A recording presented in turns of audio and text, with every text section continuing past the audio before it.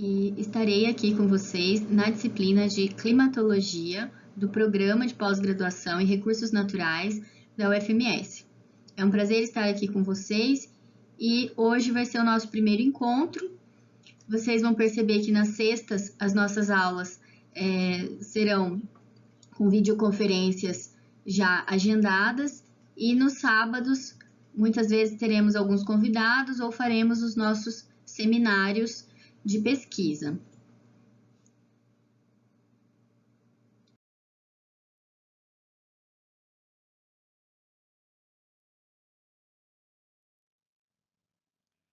Deixei aqui um mini currículo, porque nem todos me conhecem, a maioria são sim meus alunos, ou já foram meus alunos de graduação, ou até mesmo de pós-graduação, mas deixei aqui um pouco do meu currículo.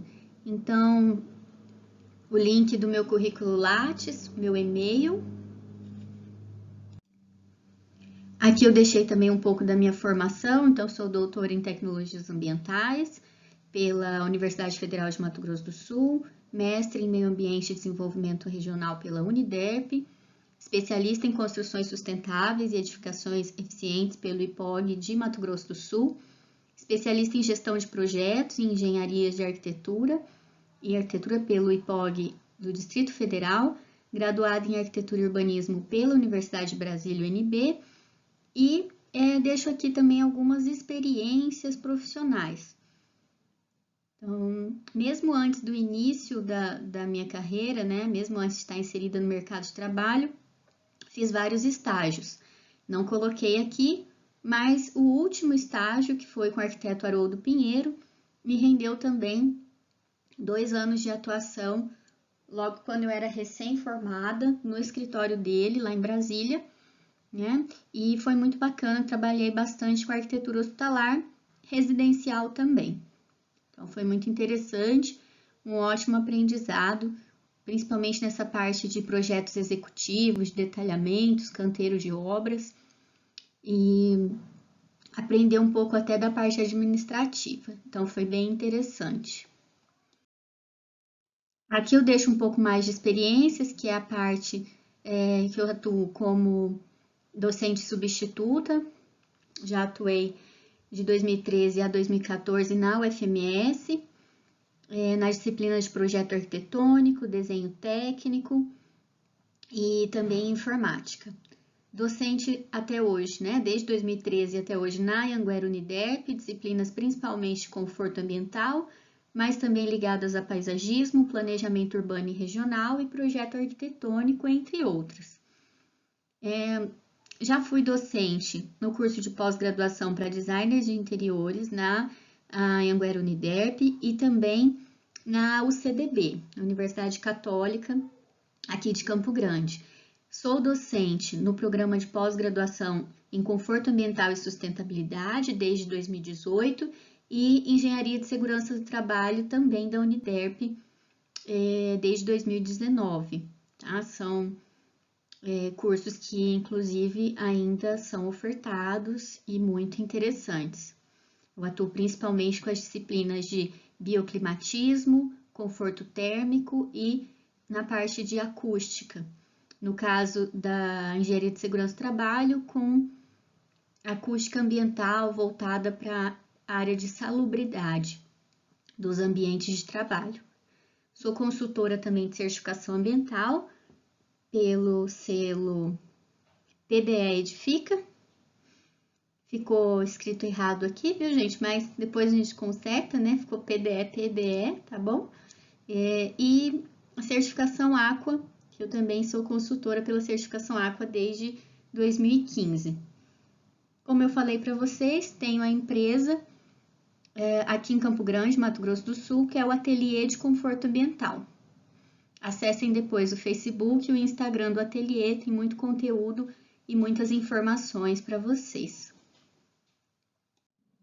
Bom, pessoal, para iniciar um pouquinho da nossa disciplina e todos esses conceitos que são importantes para nós no que tange a climatologia, eu fiz um resgate histórico como uma linha do tempo e vou comentar um pouco aqui com vocês esses estudos que foram fundamentais para a gente ter os estudos da climatologia no formato que nós temos hoje, que seria contemporâneo, né? Então, eu vou resgatar a partir do final do século XIX, tá? O início das pesquisas mais ligadas a clima urbano, que tiveram início com Howard, né? Um trabalho de experimentos sobre clima de Londres, usando algumas medidas em transectos, né? Então, ele já começou a fazer esse tipo de levantamento. Então, aqui nessa imagem, nós conseguimos ver já um pouco desse trabalho dele. Então, eu trago esse primeiro resgate aqui para vocês. Então, quem for trabalhar com essa área de pesquisa, é importante fazer esse resgate para entender que, por exemplo, os transectos móveis, né, que a gente pensa que são equipamentos tão contemporâneos, eles já vinham sendo utilizados por Howard desde o final do século XIX. Dando continuidade à nossa linha do tempo, é importante a gente perceber que já na primeira metade do século XX, a gente já tem esse desenvolvimento, né, de técnicas sobre técnicas de observacionais e instrumentação adequada. Então, aqui a gente já tem algum desenvolvimento no âmbito das pesquisas climatológicas. Temos também a abordagem predominantemente descritiva, então nesse período ela ainda é apenas descritiva, ou seja, não há ainda análise desses dados de maneira mais subjetiva. O desenvolvimento, então, de relações empíricas entre variáveis também do clima e do tecido urbano. Então, aqui a gente já começa a ver algumas relações, mas ainda em níveis experimentais. Então, se a gente for pensar lá no início do século XX, a gente ainda não tinha, por exemplo, softwares de geoprocessamento e todas essas análises que a gente faz hoje, né? Então, surgem trabalhos também nas principais cidades europeias. Então, a gente já tem essa disseminação do que começou lá pontualmente em Londres, agora a gente já tem na Alemanha, em várias outras cidades europeias, e também nos Estados Unidos e no Japão já começam a surgir, então, nessa primeira metade do século XX, pesquisas na área de climatologia, principalmente urbana.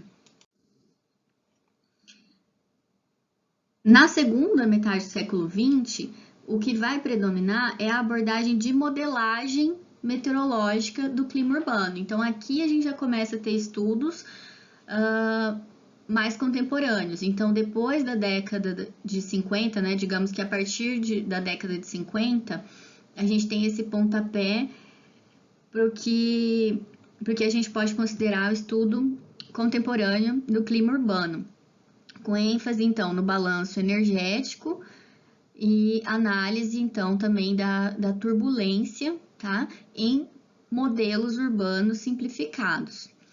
Então, o que é esse simplificado, né? Porque aqui a gente já consegue fazer modelos como protótipos, e esses modelos usam algumas características de forma simplificada para a gente conseguir explicar, então, a realidade, né? O que antes a gente ainda não tinha. E já surgem também cooperações, né? Cooperação internacional e grandes experimentos também observacionais usando instrumentação sofisticada. Então, aqui a gente já tem pesquisadores de diversas regiões do mundo se unindo, né, em grupos de estudo online, plataformas online ou presenciais, para alguns estudos mais sofisticados, tanto de observação como também com instrumentos mais modernos. Tá? E no século XXI, a gente pode dizer que se assemelha ao que aconteceu no final do século XX. Então, a gente tem um aprofundamento desses modelos fenomenológicos e também uma aproximação das visões entre geógrafos, né? Então, a gente quer cada vez mais ter um padrão, ter uma padronização, ter um nível de estudo semelhante, né? Também meteorologistas e arquitetos entram também com esse aprofundamento, e a identificação mais objetiva também das necessidades focadas no planejamento e no desenho urbano, né?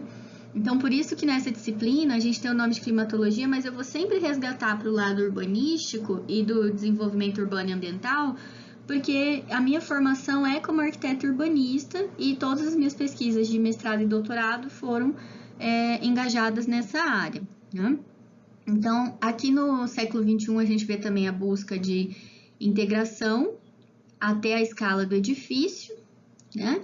Então, o que a gente chama de climatologia da edificação, tá? Então, a gente chega nesse nível da microescala também em diversas pesquisas aqui no século XXI. Seguindo essa nossa linha de raciocínio, é importante salientar que nos anos 90, arquitetos e engenheiros iniciam estudos urbanos usando tanto o modelo de Monteiro quanto o modelo sintetizado por Ock, tá?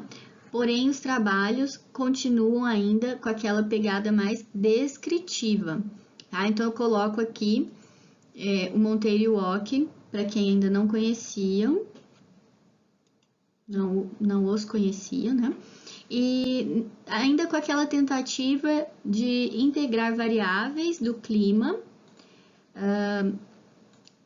do clima das legislações urbanas para aplicação em planejamento, tá? Então, ainda eram trabalhos no início dos anos 90, né? Durante toda essa década, mais descritivos, e ligado a uma integração, ou seja, um cruzamento de dados com as legislações urbanas aplicáveis ao planejamento, tá? Então, era essa análise que eles vinham fazendo.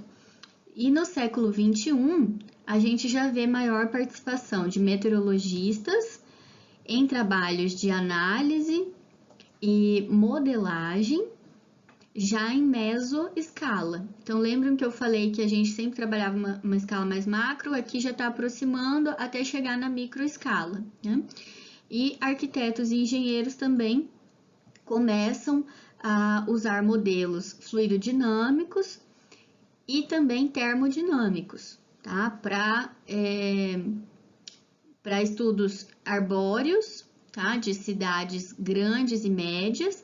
Então, esse impacto da vegetação, da deficiência de vegetação ou da presença da vegetação já começa a ser visto aqui no século XXI, e trabalhos empíricos continuam, né, com menor participação da geografia e da área, né, de geógrafos, mas a gente já tem um crescimento de arquitetos e engenheiros utilizando esses sistemas de modelagem e fazendo esse tipo de trabalhos agora mais aprofundados e com uma aproximação maior também do tecido urbano, da malha urbana. Bom, agora é importante a gente entender o contexto e também a relevância, né, dessa questão climatológica. Diante disso, a gente tem a questão ambiental urbana e surge essa visão de que a área urbanizada apresenta alguns critérios. Então, a gente tem, por exemplo, o metabolismo muito mais intenso por unidade de área, exigindo um fluxo maior de energia concentrada. Então, esse é um dos critérios que a gente pode visualizar nessa imagem, que mostra de forma didática esse balanço energético que acontece na área urbana.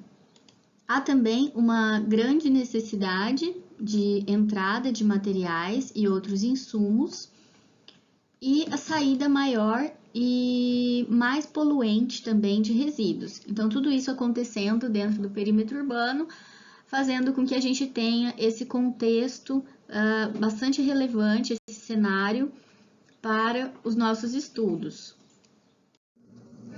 Na escala mesoclimática, é possível observar efeitos regionais do clima urbano em sua distribuição espacial e temporal. E aqui a gente tem um exemplo de poluição do ar, então gases do efeito estufa, tais como CO, CO2, MH4, né? Então formação de ozônio próximo à superfície e a concentração de particulados, né? Então particulados nós temos, por exemplo, PM2, PM5 e PM10, que são os particulados mais finos, né?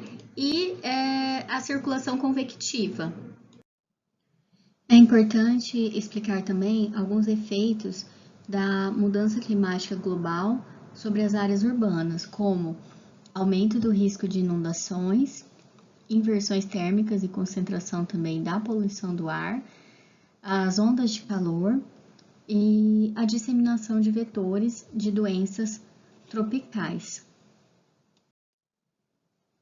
No que tange a escala microclimática, é possível observar efeitos locais do clima urbano em sua distribuição tanto espacial como temporal. E aí nós temos as ilhas de calor urbana e modificações no balanço de energia em comparação com os sítios naturais do entorno, como a gente pode ver ilustrado nessas imagens. Fazendo uma abordagem meteorológica do clima urbano, nós temos a perspectiva física, fenomenológica e estatística, também do comportamento das variáveis do clima. E, além disso, essa abordagem, né, ela tem como base os fluxos de energia e massa e seus balanços na interação da atmosfera com a superfície. A abordagem geográfica do clima urbano, ela traz como base Monteiro, 1976, e tem perspectiva humanista e está baseada nos canais de percepção humana do clima e também no subsistema termodinâmico, né, o canal do conforto térmico, que eu estudei tanto no mestrado como no doutorado. Então, se vocês tiverem dúvida desse aspecto, eu posso passar referências bibliográficas para vocês. Dentro dessa abordagem do clima, então, se a gente analisar Monteiro, ele divide os subsistemas em termodinâmica, com o canal de conforto térmico, físico-químico, com o canal de qualidade do ar, e o hidrometeórico, no que tange a parte de impacto meteórico, tá? E aí ele transita aqui em fonte, trânsito no sistema, mecanismo de ação, projeção, desenvolvimento, observação, enfim, todos esses aspectos. E o que a gente está analisando agora, que eu comentei no slide anterior, é sobre o conforto térmico, né? Então, a fonte seria a atmosfera, radiação e circulação horizontal, e a partir disso a gente analisa principalmente os produtos como ilhas de calor, ventilação e aumento de precipitação, efeitos diretos de desconforto e redução do desempenho humano, e a responsabilidade em relação à natureza e ser humano. Então, continuando aqui, para o curso de climatologia urbana, Monteiro e Mendonça descrevem no livro deles Clima Urbano, né, que é um livro que eu tenho, inclusive, em mãos, um livro de... Deixa eu ver qual que é a minha edição aqui, é de 2003, a minha edição, tá? Ele traz esse quadro, tá? E nesse quadro, eles preparam, então, com uma certa didática, né, o relacionamento das unidades climáticas com as ordens de grandeza taxonômica, né, das formas e com unidades ou graus, né, de urbanização, que seria o resumo deste quadro. Então, aqui ele não inclui as unidades propostas por Bertrand, né, que depois vocês podem estudar um pouquinho mais aprofundado, pelas dificuldades que eles relatam em relacionar, né, isso no quadro, para ficar um quadro didático. Então, resumindo, né, o resultado prático que eles colocam limita-se apenas à opção que foi dada para uma terminologia dessas unidades climáticas. Então, não houve problema nas unidades superiores, já que não há dúvida sobre o conceito zonal, né? Conceito zonal, que seriam essas primeiras partes do quadro. E que mais que a gente pode colocar? E o regional, né? Então, zonal e regional. Tá? Então, parte 1 e 2, né? E não é necessário, não foi necessário, no caso deles, incluir nessa unidade ou conjunto o subregional ou faces regionais, né? Então, aqui a gente pode ver que dentro do espaço urbano ficou uma coisa só, né? Não teve essa subdivisão. E para meios de observação também.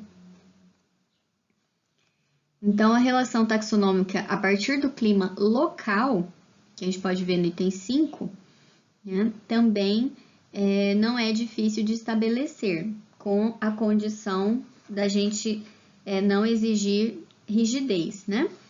Mas o que a gente vê de mais importante é a terminologia usada como opção para subdivisões do clima local, né?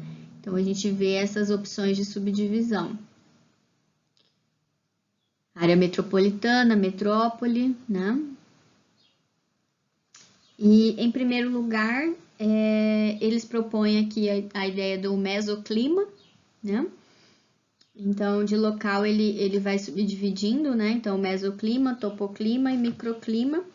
E, nesse caso, há uma concordância, né, no mesoclima, com um quadro que ele retira e se inspira do Tricard e Caillier, né?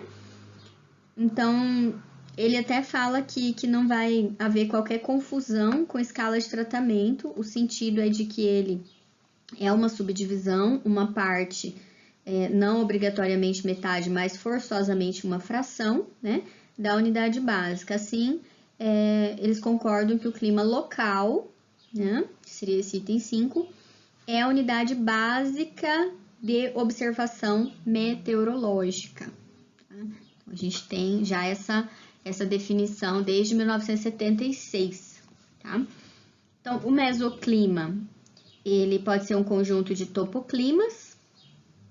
Aqui há uma discordância, né, do que o Tricard e Caillier sugeriam, e uma aceitação do termo de Thornthwaite, que é de 1953.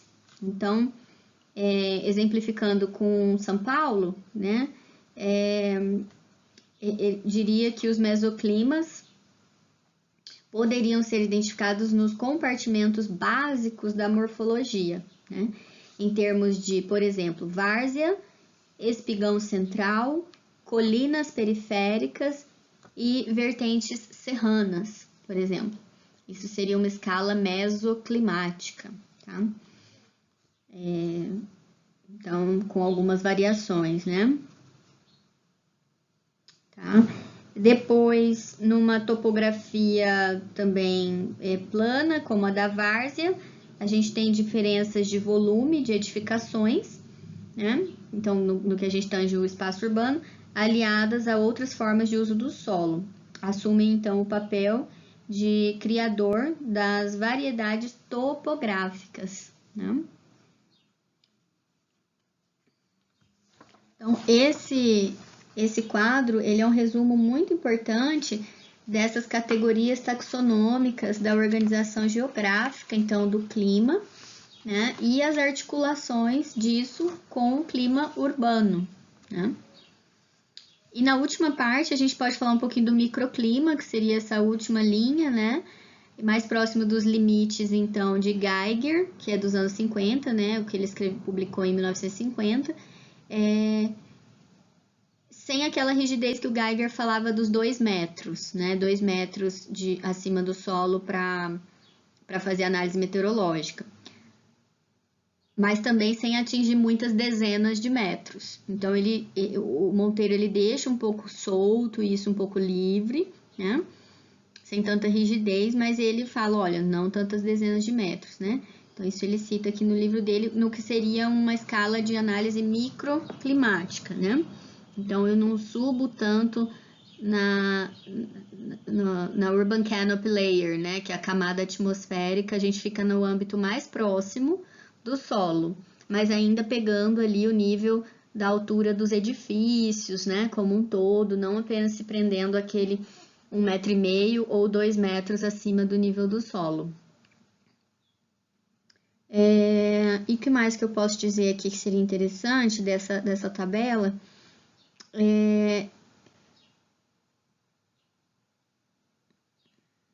Então, a gente tenta perceber, né, essa realidade microclimática, conduzindo para esse nicho, né? Acho que é isso aqui nessa parte. Tá? E assim, o que a gente pode falar desses espaços climáticos? O que o Monteiro diz nesse livro dele, né, que faz esses relatos, tanto em 2 pontos, né? Ele tenta elucidar tanto esse escalonamento das unidades entre si, mesmo mediante a aceitação da terminologia, né? O que está contido dentro do que, né? E o segundo ponto é a possibilidade de relacionar também, de modo escalonado, as unidades de urbanização, né? Desde a habitação até o que seria a região urbana. Então, o quadro tem alguma significação, tem utilidade, e se a gente pensar nas colunas, né, é muito limitado no sentido dessas fileiras, onde as relações elas só podem ser imaginadas, né, em termos de aproximações mais simples, né, grosseiras, com palavras do próprio autor, com grandes margens de elasticidade. Então, a gente ainda deixa a coisa meio solta.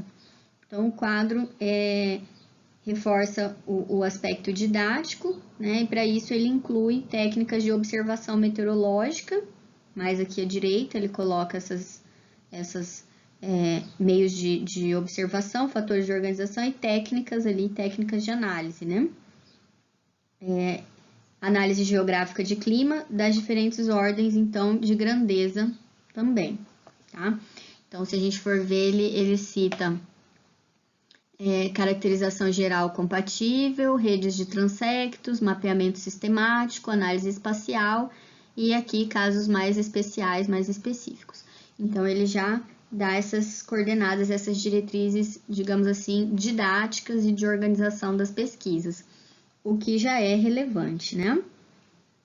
O aspecto positivo, que pode ser explorado no caso do clima urbano, aqui, que é o que eu acabo tratando de forma mais aprofundada, é que a gente pode estabelecer uma relação, né, decrescente na definição dos espaços climáticos, que é inversamente proporcional, então, ao poder de criação desses espaços habitacionais e também inversamente proporcional às alterações, né, dos espaços urbanizados do homem, né, nesses espaços climáticos, à medida que a gente ascende, né, ou seja, sobe na respectiva coluna do quadro, né? Então, essa é uma importante relação que a gente tem que retomar depois em outros capítulos, né, em outras análises. Tá? E para a climatologia, os procedimentos de representação cartográfica, tá, eles têm grande importância, né? Claro que isso para a geografia é bem óbvio, mas para arquitetos urbanistas e engenheiros, de forma geral, isso tem que ser reforçado aqui na aula, né? Então, para a gente não ficar ali naquela coisa muito superficial, tá? Então, é um assunto que deve ser tratado aqui para abordar essas nossas pesquisas, né? Então, não é só uma investigação dos problemas também agrários, né? Como poderia parecer à primeira vista, mas também é voltada para estudos do clima urbano, né? Então, a climatologia, ela é voltada, sim, para os aspectos urbanos. E assim, eu diria por enquanto que essa tabela, esse quadro, ele tem as limitações, né? Faltam algumas considerações, mas a gente pode deixar isso aqui, essas considerações até o momento, né, com essas limitações aqui, para a gente poder ir para as próximas etapas. Nesse slide, eu trouxe aqui um fluxograma do Garcia, de 1996, no qual ele estabelece essa questão regional, né, do que seria, então, o clima regional. Quando a gente estuda no âmbito do espaço urbano, a gente pode dividir isso em tanto espaço construído como atividade humana, né? Se a gente for para o espaço construído, a gente vai ter que analisar os obstáculos e o tipo de material. Eles se convergem na inércia térmica, que é a capacidade que os materiais têm de reter o calor, de absorver e depois liberar lentamente ao longo do dia e da noite, né? Isso vai dar um efeito de reflexão, que é o que eu devolvo de radiação como onda longa, né, para o ambiente, e também vai gerar um aumento da temperatura. Esse aumento da temperatura vai acarretar a formação dos fenômenos de ilha de calor, que afetam o clima urbano, né? Se a gente olhar pelo outro lado, pela outra vertente da atividade humana, a gente vai ter o tráfego e o aquecimento a partir das indústrias, que a gente pode dividir em calor antrópico, que vai para o mesmo caminho do aumento de temperatura, ilhas de calor, que afetam o clima urbano, ou a gente pode ir também para os estudos de poluição, e aí as partículas, né, que ficam suspensas na atmosfera, o efeito estufa. Então, agora o efeito estufa indesejado, né, porque ele vai estar aumentando a temperatura.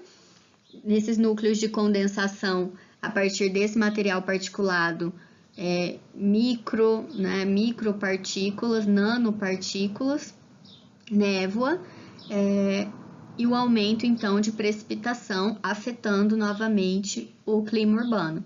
Então, a gente tem todas essas vertentes de pesquisa e que podem ser analisadas a partir desses autores que a gente já comentou aqui, tá? Então, eu peguei esse fluxograma que eu achei bastante didático, tá simples, né, de ser analisado, com alguns termos e palavras-chave, então, para vocês, de pesquisas, né?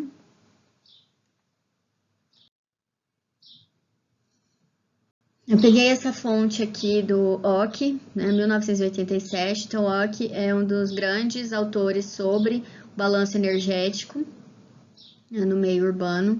Então, as camadas atmosféricas, esses balanços de energia, as situações de equilíbrio ou desequilíbrio no clima urbano, né, ele estuda muito.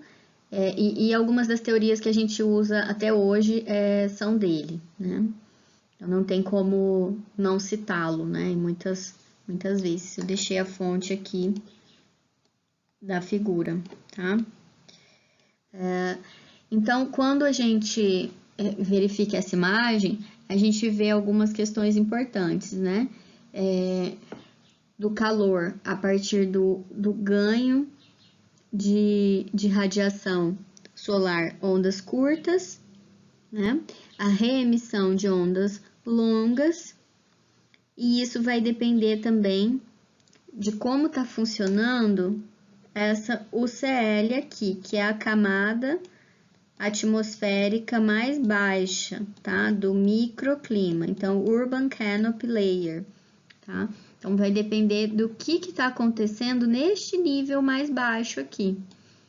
Muita impermeabilização, deficiência de vegetação, muito concreto.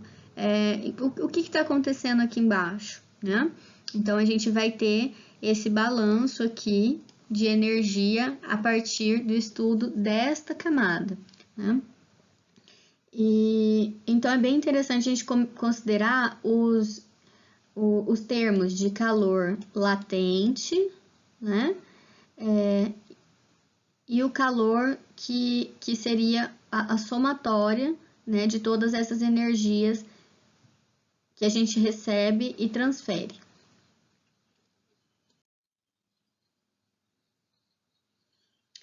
Então, ainda aqui falando do balanço de energia no meio urbano, a gente tem uma imagem que mostra, de um lado, uma área rural, um dia típico de verão.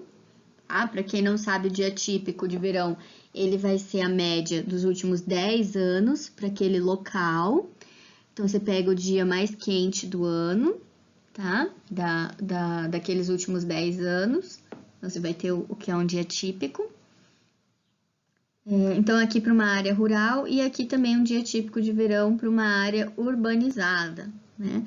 Então, aqui o calor latente, como eu falei para vocês, né? Então, eu tenho muito mais emissão de calor latente na área rural do que na área urbanizada, porque eu tenho aqui uma bolha, né, de calor, criando uma ilha de calor aqui. Aqui a gente tem essa reemissão também da radiação solar refletida, muito mais alta do que na área urbana, porque a gente tem os cânions urbanos, né, prendendo essa radiação entre os prédios altos aqui, enfim, e a morfologia, né, dessa cidade, tá bom? Então, aqui a gente consegue ver numericamente essa diferença, né? Claro que é um exemplo. E o calor sensível, tá? O calor sensível, a gente também tem que ter essa liberação dele para o ambiente, para fazer essas trocas térmicas. Então, aqui ficou bem parecido. Aqui a gente ainda tem a incidência do calor antropogênico, que é aquilo que a gente comentou. Indústrias, trânsito, né? O deslocamento de veículos, tudo isso aumenta esse fator. Então, quando a gente faz estudos microclimáticos, a gente conta aqui, por exemplo, a quantidade de automóveis que passaram em determinada via, que a gente está analisando, por exemplo, um trecho da Avenida Afonso Pena. Então, a gente vai analisar quantos veículos passaram ali em 15 minutos, a gente multiplica por 4 para dar o valor de 1 hora, né, 60 minutos, e isso a gente pode jogar em alguns cálculos. Aí a gente tem algumas metodologias de autores que calculam, então, o fluxo antropogênico daquele local, tá? A partir da quantidade de veículos que transitaram por ali, por exemplo, tá? Então, existem já algumas metodologias para o cálculo do fluxo antropogênico, que seria esse QF. No que tange ilha de calor urbana, a gente tem que analisar essa intensidade, então, desse fenômeno, né? E aqui eu coloquei um exemplo de perfil, eu trabalhei bastante com isso no mestrado, no doutorado. E aqui são imagens de câmeras termais, tá?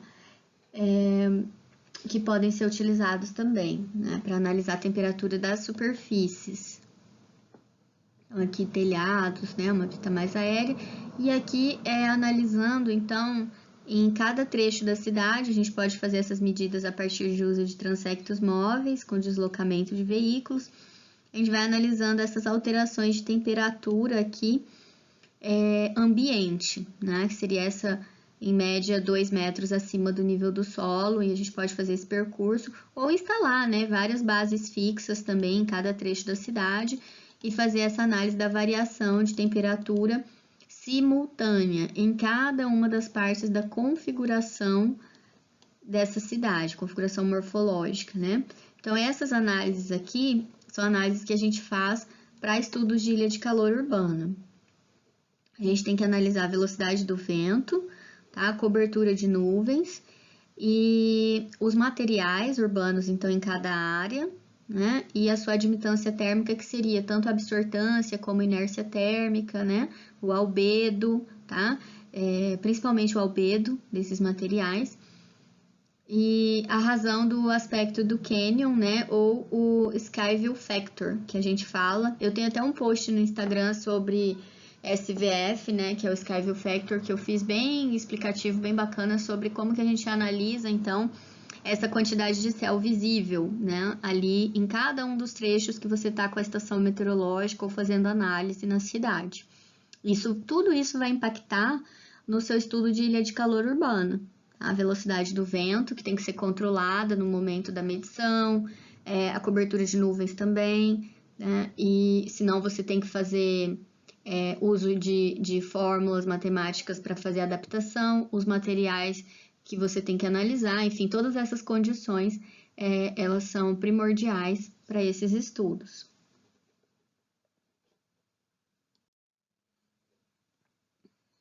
E aí, seguindo aqui, eu coloquei mais algumas imagens de como a gente pode relacionar, então, essa morfologia com a temperatura encontrada, por exemplo, dia e noite, e fazer essa análise, tanto de temperatura de superfície, como de temperatura do ar, tá? Então, aqui, temperatura do ar mais constante, temperatura de superfície em cada ponto, né?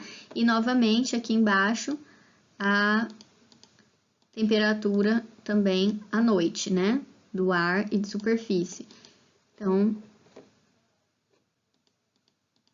uma figura bem completa e aqui os elementos ilustrativos de apoio, né? Então, a ilha de calor, a gente vai trabalhar com essa intensidade. A gente vai reduzir, então, a entrada de calor no ambiente urbano, com sombreamento, menos combustão, a partir de, por exemplo, automóveis, indústrias, aumentar a saída do calor, que seria reflexão, emissão e convecção, ou ainda reter, armazenar o calor de outra forma, como evaporação ou armazenamento, né? Então, a ilha de calor urbana, né, Urban Heat Island, ela é mais complexa, né? Eu vou ter manifestações dela, cada uma com seus processos, natureza especial e temporal e seus impactos. Vai depender de cada cidade. Então, se a gente fizer estudos em Londrina, se a gente fizer estudos em Presidente Prudente, que existem muitos, né? Ou aqui em Campo Grande, ou até mesmo aqui em Três Lagoas, que a gente tem estudos, todos vocês vão ver diferentes, né? Em Cuiabá, a gente tem estudos, né? Então, grande variedade de escalas e intervenções envolvidas. Para estratégias, então, de mitigação, não basta a gente conhecer as variações de temperatura, tá? Mas também causas do fenômeno e a capacidade preditiva. Então, a gente tem que estudar a história da cidade, a identidade dessa cidade, como que ela se desenvolveu e entender essa configuração urbana, né? Entender também todos esses outros aspectos e os outros dados climáticos, não apenas dados de temperatura, tá bom? Né? Então, algumas medidas de controle, né, que a gente pode, que todos esses dados convergem para o estudo de ilha de calor urbana, seria horário, né, então dia e estação do ano, a gente tem que fazer análises, principalmente verão e inverno, né, e a gente, aqui no Brasil, é muito comum a gente utilizar também a questão de o horário de maior amortecimento térmico para fazer as análises, tá? Que geralmente é 1 hora, em torno de 1 hora após o pôr do sol na sua cidade, aí vai depender do fuso horário também.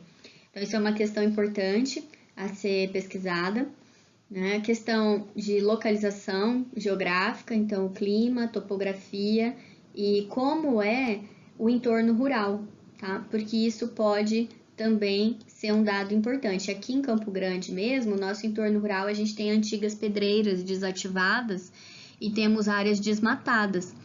Se a gente for comparar com os dados de temperatura de superfície aqui da região urbana centro, a gente vai ver que as temperaturas de superfície nessas áreas desmatadas, né, de solo nu, solo exposto, e nessas áreas que são antigas pedreiras desativadas, a gente vai ter a mesma temperatura de superfície. Ou seja, a gente tem que saber comparar isso num estudo de mapas, né? Na hora que a gente jogar isso para um infravermelho próximo numa imagem de satélite, por exemplo, a gente vai ter que saber fazer essas comparações, né? Que são tipologias diferentes de superfície, mas que estão com a mesma temperatura. Então, vejam que se eu focar apenas na temperatura, eu não vou conseguir fazer um estudo relevante, né? Então, a gente tem que analisar esses outros dados. O tamanho da cidade, então, ele vai estar ligado à forma e função, né? Então, esse tamanho da cidade é bem importante. Aqui em Campo Grande mesmo, a gente tem os vazios urbanos, né? Que são muito fortes, a cidade é espraiada, é esparramada, e isso acaba impactando também para a gente ter áreas, talvez um pouco mais de áreas verdes distribuídas na cidade. Quando a cidade é muito compacta, a gente acaba prejudicando isso, né? Então, aqui também a gente tem a situação sinótica dos dias de coleta, tá? Então, quais são as condições de vento e nuvem para o dia de coleta? E se a gente estudar o Ockham, por exemplo, e outros autores, Amorim, por exemplo, né, que é aqui no Brasil, enfim, outros, por exemplo, Vincent Dubriel, né, que trabalha aqui no Mato Grosso, no nosso Pantanal também, que é francês, né, eles citam muito essa questão aqui como relevante. Então, a gente tem que padronizar, né, não ter o que a gente considera ventos fortes e nem um céu encoberto para fazer as análises, né. Então, eles assumem que o ideal é a situação de calmaria e céu limpo, tá, para fazer essas pesquisas. Então, isso é importante a gente padronizar, tá? Outras situações, né, é a forma, então, materiais, geometria e áreas verdes da cidade, que estão em conjunto com a função também. Então, uso de energia, de água e a quantidade de poluentes no ar. Tá? Então, é algo que a gente tem que usar a nosso favor. Então, tudo isso vai controlar esse nosso estudo de ilha de calor urbana, né? Vamos fazer que a gente consiga controlar os procedimentos, ou seja, a metodologia aplicada, né? E aqui eu coloquei também um fluxograma que resume essas características que a gente já abordou, né? De temperatura de superfície, dos transectos e os estudos da camada atmosférica, né? Então, aqui a gente teria estudos ligados à temperatura do ar, que seria essa temperatura do usuário ligado ao ambiente, e aqui a parte de superfície, né, de estudos ligados à superfície, tá? Bom, aqui a gente pode perceber que, dependendo do método de observação que você utilizar, você vai variar entre os transectos móveis, com o uso de automóveis, como nós podemos observar aqui, ou outro tipo de transecto, né, que você pode utilizar. Isso no caso de análises a partir de temperatura do ar. No caso da temperatura de superfície, vai depender da definição da superfície, né? Se você vai usar a superfície completa, imagens de satélite, modelos prontos de entrada, modelos viários e assim por diante. Tá? Então, no que tange as ilhas de calor urbano, a gente pode ter distinção entre diferentes tipos, estrutura espacial e dinâmica também dessa ilha de calor urbana e da Urban Canopy Layer, né, da camada de atmosfera urbana. E a gente tem algumas causas que devem ser analisadas, isso de acordo com o Ockham, 1982. Por exemplo, o aumento da absorção de radiação solar, devido à geometria dos cânions da cidade. Então, essa configuração, né, de sequência de prédios mais espaçados ou mais próximos uns dos outros, né? Ela pode gerar, então, esse aprisionamento também de radiação solar, né? No que tange a morfologia da cidade, tá? Então, aqui eu fiz esse desenho aqui, não ficou muito bonito, né, gente? Mas era apenas um croquis aqui, esquemático, usando o PowerPoint, tá? A gente analisar, então, o aumento na emissão de ondas longas, né? Se a gente for analisar o aumento dessa emissão aqui de ondas longas, né? A diminuição da perda de radiação, também de onda longa, devido à geometria desses espaços, fontes antropogênicas de calor, acúmulo de calor sensível no tecido urbano devido a materiais com uma admitância térmica muito alta, né? Ou seja, a inércia térmica é bastante acumuladora, né? Então, albedos que fazem o acúmulo, o aprisionamento desse calor ao longo do dia, a liberação à noite, né? Com essas ondas longas aqui. A diminuição da evapotranspiração, redução, né, da vegetação no entorno e a impermeabilização das superfícies. Então, aqui entra a questão da arborização urbana e de áreas verdes bem distribuídas, né, na cidade. Tá? E diminuição também da mistura vertical. Então, quando a gente tem uma grande área com mesma tipologia, né, edifícios muito altos, formando barreiras, né, a gente acaba tendo essa formação de ilha de calor. Isso é muito comum nas orlas também, né, regiões litorâneas, mas também em grandes centros urbanos, nas metrópoles, até mesmo cidades de médio porte. Então, a ilha de calor urbana em cidades tropicais, além dessas diferenças, né, do meio onde elas são estudadas, por exemplo, ar, superfície ou subsuperfície, e também dependendo do sistema de monitoramento empregado, e a gente pode citar a Arnfield de 2003, né, elas vão crescer, a gente vai ver o crescimento, né, das evidências dessa defasagem de fase e de amplitudes da ilha de calor urbana em cidades tropicais, né, quando comparadas às latitudes médias e altas. Tá? Então, isso são algumas análises, por exemplo, que eu posso passar as referências para vocês depois. Então, diferenças em relação ao padrão clássico podem ser devidas à topografia, então litoral, vale, etc., o solo rural mais seco ou mais úmido, a própria vegetação urbana, e em cidades tropicais é menos intensa, né, essa ilha de calor do que em altas latitudes, e muito determinada pelo conteúdo de umidade da atmosfera e do solo, em áreas rurais também adjacentes, né? Se a gente for pensar em Rio de Janeiro, a gente tem influência da temperatura do oceano e da vegetação no período da manhã. Se a gente for pensar em São Paulo, a gente tem a entrada da brisa marinha também à tarde, amenizando o efeito noturno. A gente tem alguns estudos relacionados a Singapura também nesse sentido.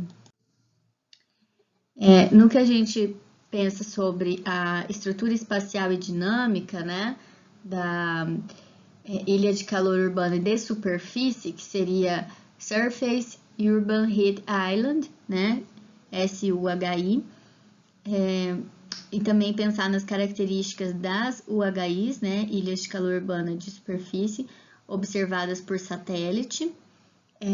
Existe também o sensoriamento remoto de valores absolutos de temperatura para essas ilhas de calor urbana de superfície, que precisam de calibração, então cuidado com erros de modelagem, fluxos e interpretações climáticas também errôneas, né?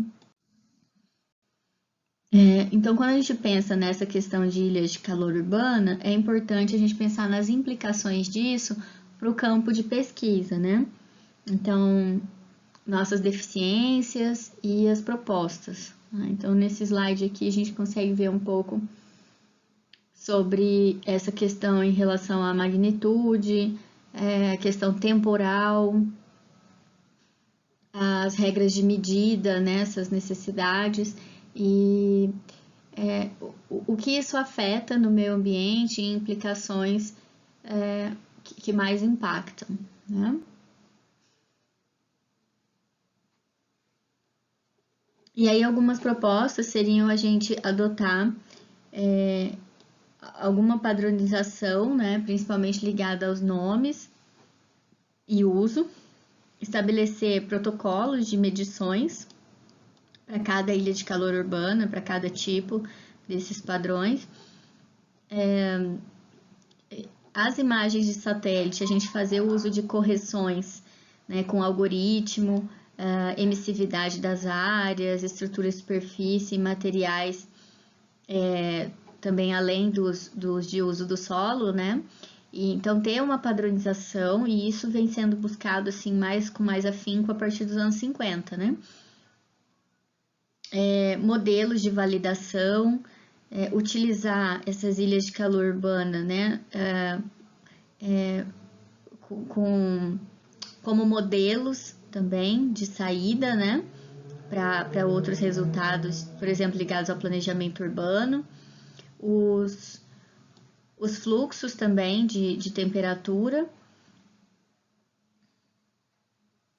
e dados, né, de medidas e modelos de saída validados com mapas de erros, né, com sites, com esses tipos de ilha de calor urbana, se você está analisando superfície, ambiente, né, para tudo isso ficar bem destacado e a gente conseguir criar algum tipo de padrão, né? Então, isso aqui seriam algumas implicações.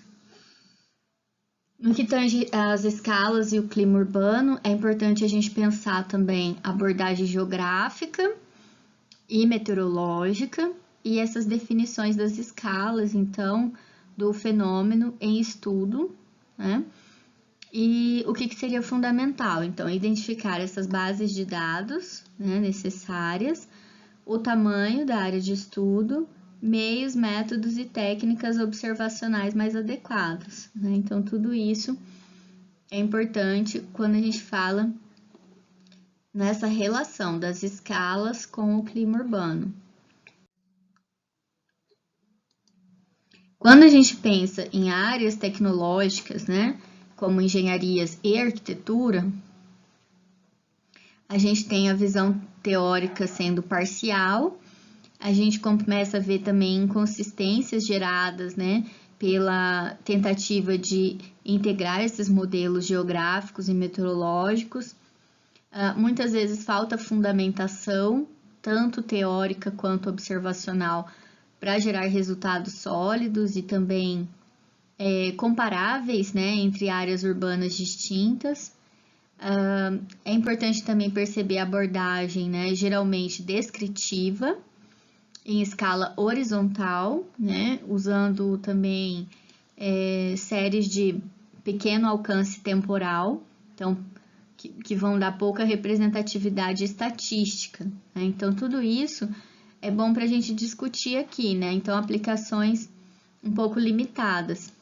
Então, quando a gente vai para essas áreas de engenharia e arquitetura, a gente acaba vendo esses trabalhos mais simplificados e até mesmo com essa discussão a gente consegue repensar nessa metodologia para buscar perfis de análise temporal de pelo menos 10 anos, para a gente buscar esses dias típicos, né?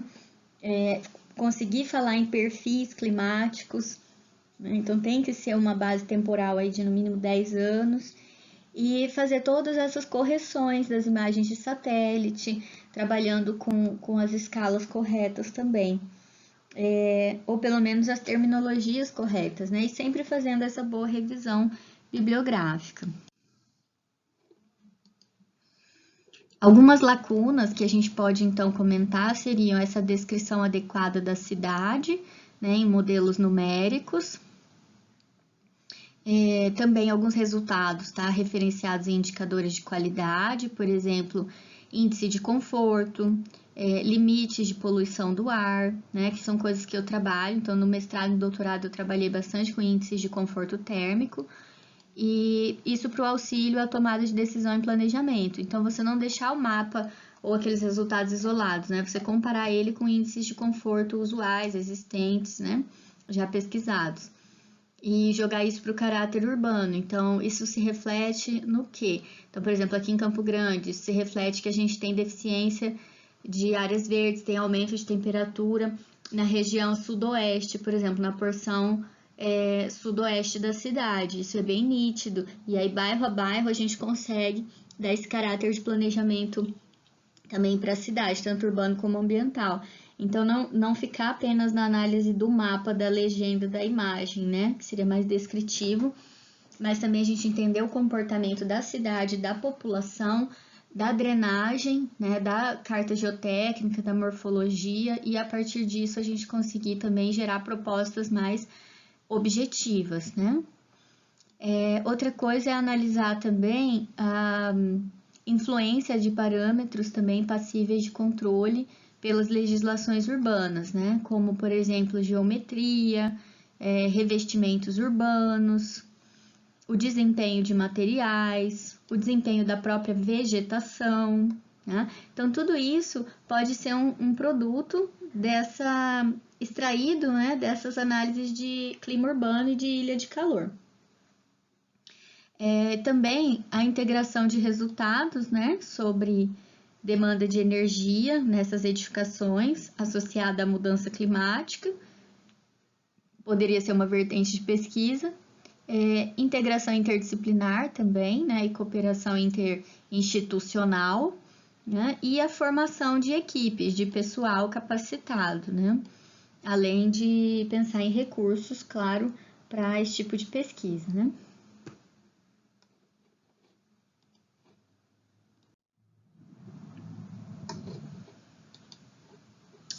É importante também a gente pensar nessa questão de urbanização e emergência, né, da mudança climática. E aqui a gente consegue ver imagens, né, de satélite mostrando essa questão da urbanização, densidade. Aqui é o esquema de Sky View Factor, né, que é a parcela do céu visível. Aqui estação meteorológica, mapas já dessa distribuição e isso usado no planejamento urbano, né? Aqui eu deixei mais alguns dados sobre mudança climática. É importante a gente pensar nessa mudança climática devido à ação antrópica, né? Ou seja, a alteração entre esse balanço energético dentro dos perímetros urbanos e no entorno, devido a grandes taxas de impermeabilização, deficiências de vegetação, esses aprisionamentos de radiação solar ao longo do dia e liberação à noite, a poluição do ar, tá? Então, nesse sentido. E aí eu trago aqui algumas informações para vocês de 2017, então cabe aqui alguma leitura, tá? Sobre o IPCC também e o papel das cidades, então aqui cabe também alguma leitura sobre esses manuais, né? Então a gente tem que cidades não foram consideradas, né, nos primeiros relatórios do IPCC e no protocolo de Kyoto. O fenômeno urbano era visto como uma anomalia, com eventuais estações meteorológicas urbanas como fontes distorcidas de medições climáticas. E aí a urbanização entrou, então, pela primeira vez como uma consideração nas mudanças climáticas no AR4 de 2007. O AR5, que é de 2014, tem um capítulo especialmente dedicado às cidades, que traz uma avaliação do seu papel nas mudanças climáticas, na poluição e discute o seu potencial de adaptação aos riscos climáticos. Né? E outros capítulos também sobre assentamentos humanos, infraestrutura e planejamento espacial. Então, esses painéis do IPCC são muito importantes para a gente entender um pouco sobre as áreas urbanas e esses assentamentos, infraestruturas e planejamento espacial. Tá? Como sugere aqui ao lado, eu deixei o capítulo 8 e o 12, né, para vocês. E cidades também em países emergentes têm a oportunidade de implantar o que o IPCC chama de Climate Smart Infrastructure Planning, que seria considerando as necessidades de desenvolvimento, já com estratégias de mitigação e adaptação às mudanças climáticas, o que seria até mais difícil em cidades com infraestruturas antigas mais consolidadas, né? Então, ele prevê essa renovação. E o foco inicial de muitas cidades, então, na mitigação, ao invés da adaptação com compromisso de redução, né, desses gases de efeito estufa, tá? Então, aqui fica uma ideia de leitura, de reflexão para vocês também, né? E aqui, continuando, aqui algumas contribuições para esses estudos climáticos, né? Então, aqui eu coloquei as de 2018, Cities and Climate Change Science Conference, coloquei aqui para vocês, essa linha do tempo de contribuições, que vai mostrando, então, tudo que foi sendo analisado ao longo desses anos.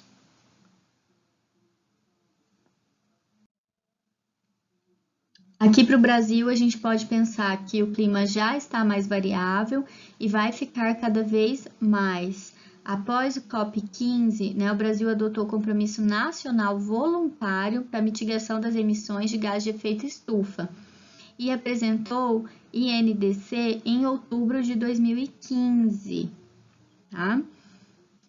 Então, a adaptação ela ficou desassistida, a estratégia não é só mitigar, mas é preciso também se adaptar a essas mudanças, e a gente teve a intensificação do calor sendo evidente, os dados indicam um Brasil mais quente em quase todas as latitudes, com uma variação gradual no aumento das temperaturas médias de até 6 graus Celsius até 2100, comparadas aos registros do final do século XX. E as previsões são de impactos na infraestrutura, principalmente transportes, alerta especial às megacidades, que seriam São Paulo e Rio de Janeiro, né? Então, aqui a gente tem o índice de vulnerabilidade, desculpa, gente, socioclimática, que é o SCVI, tá? Que ele combina aqui no mapa, a gente consegue ver, ele combina o Regional Climate Change Index, que é o RCCI, com densidade populacional. Então, ele faz esse cruzamento de dados, com o IDH também, tá? Então, ambos mapeados pelo IBGE, né? E que seria a densidade e o IDH, né? Então, destaque no SCVI, que seria para a vulnerabilidade das áreas mais urbanizadas, né? Incluindo São Paulo. Tá? E aqui é um estudo de Torres et al. 2012. E aqui a gente vê também as cidades como parte do problema, mas como parte também da solução, né? Então, a gente vê a amplificação do aquecimento global em curso nessas cidades, né? Em várias cidades. O aquecimento urbano também sendo função dos padrões de urbanização e não somente do aquecimento global, que é provocado pelas emissões. Então, os gases de efeito estufa não são o único agente de aquecimento e as ações de mitigação não podem ser somente nesta fronteira, né? Então, a gente vê o aquecimento global gerado pelo aumento na concentração de gás de efeito estufa, que parece ser secundário se comparado com o efeito da ilha de calor. Isso aqui a gente vê Nobre e Young 2011 citando, tá? Então, cidades americanas vivenciando o aquecimento urbano com taxas maiores do que o aquecimento global. Ou seja, a gente tem forma de ocupação dos subúrbios com baixa densidade de ocupação, mas com grandes áreas pavimentadas e supressão da vegetação. Tá? O fator mais determinante, então, não é o tamanho da cidade, mas a ocupação do solo, tá? Mesmo tendo baixa densidade. E para diferentes autores, né, a reintrodução de cobertura vegetal densa é a principal estratégia de adoção para áreas urbanas. Tá? Então, isso aqui são conclusões que também Denise Duarte tirou, tá? E vários outros autores brasileiros, Amorim também, né? Aqui no Brasil, e Vincent Dubreuil, que eu já citei, eles falam muito sobre ilha de calor urbana. E no mestrado e doutorado, as pesquisas bibliográficas que eu fiz também para a fundamentação teórica, todas a gente chega nessas conclusões, né? Aqui também mais alguns exemplos. Então, falta maior protagonismo nessas questões urbanas. A gente vê ênfase na vulnerabilidade nas ações de adaptação, que envolve o conjunto de ações que as cidades e as instituições terão, né, que enfrentar em busca de soluções para os riscos que sofrerão. Conhecer também esses riscos e seus impactos, portanto, é fundamental para a gente propor medidas de adaptação que tornem, então, as cidades mais resilientes. A gente tem, por exemplo, alguns estudos de caso importantes, Nova York, Boston, Londres, Melbourne, tá? Revisando seus planos diretores, códigos de edificações e demais legislações pertinentes. O colapso de redes de infraestrutura urbana, que já ocorre, e aumento também da dependência desses sistemas de condicionamento artificial. Tá? Bom, finalizando essa primeira aula, essa primeira etapa do nosso módulo da disciplina de climatologia, Eu deixo aqui uma atividade programada número 1, que é a leitura do artigo Reflexões acerca do Sistema Clima Urbano, que é o SCU, e sua aplicabilidade, tá? Então, o SCU, ele é do Monteiro, né, 1976, então, é Carlos Augusto de Figueiredo Monteiro, né, que criou o sistema SCU, e aqui o título, então, é 2 pontos, pressupostos, né, pressupostos teórico-metodológicos e inovações técnicas, tá? É do Ujeda. O Ujeda Júnior, ele foi da minha banca de mestrado também, na época, e a Margarete Amorim, que é quem eu citei várias vezes nessa aula, então eu gosto bastante do trabalho dela, que ela executa também com transectos móveis nessa área de climatologia. Então, é um artigo deles. A ideia é elaborar um resumo, 1 a 2 páginas, e o resumo será apresentado no nosso seminário número 1 da disciplina. Então, no nosso primeiro seminário, então eu deixo aqui essa atividade para vocês de leitura programada com a elaboração desse resumo. Muito obrigada a todos e até o nosso próximo encontro.